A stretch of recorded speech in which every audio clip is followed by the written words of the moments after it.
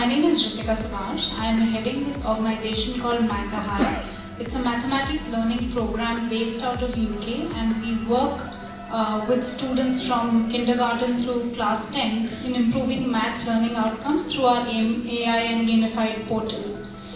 That's a brief introduction about me, but just to take you back a little bit, I did my engineering here from Delhi, and then I did my master's in the US. I worked in the US for a few years and then came back and worked in various industries including education, energy, human resources, and now back in education. So it's been quite a journey, and I have experience of working in very different, diverse groups and organizations.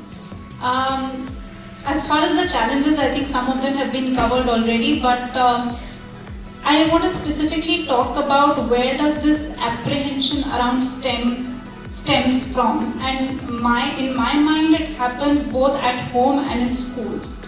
So in the morning, we were having this discussion that many times at the home front, as women, as girls, we get discouraged to do things like playing cricket, playing with the cars, taking up STEM subjects. In my case, I was fairly lucky. I had the support of my family. My parents are here and they're engineers, so I had a good support system, and I knew that I could very easily take up a STEM subject, and others may not be as lucky.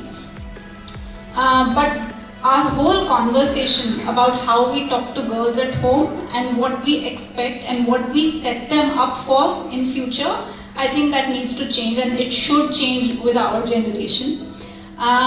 In schools, I primarily focus on maths, because when you talk about STEM, science, technology, engineering, all of that is based on mathematics, right? Maths is the basis of all of that. That's the language of science, and it's a cheap science. If we can build mathematical skills in children, we are already setting them up for success. Whether or not they become engineers or not, it does not matter.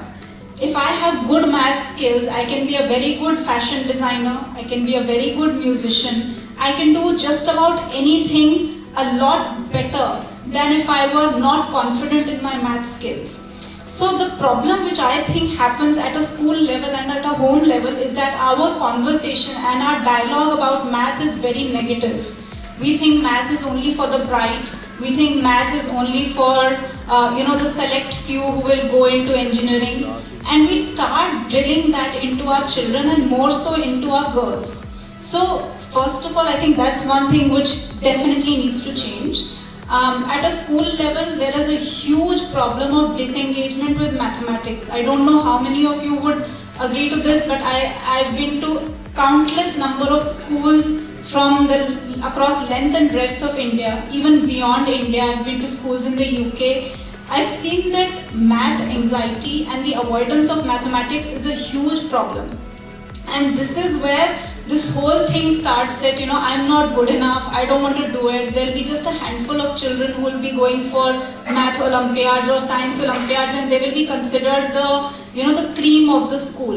Whereas in my personal belief, mathematics is not just the prerogative of the bright. Everybody should feel confident in their own math skills, and this confidence in maths overflows to other aspects of life as well.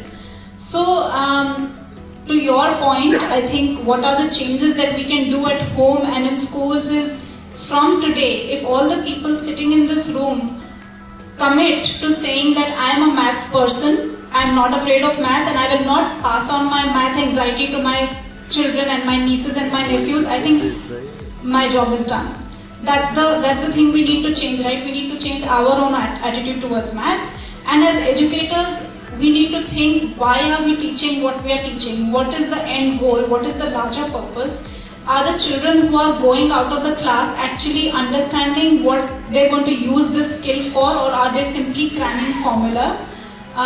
We need to use techniques like offline gamification, online gamification. We need to bring in a lot more technology for conscious usage of technology. I'm not saying blatant usage, I'm not saying just bring in flashy content, but it has to be understood at a much deeper level as to where technology can impact learning and make it lasting and sticky learning. That's what we need in our children, in our girls in particular. If we work on that confidence piece, I think the STEM will happen.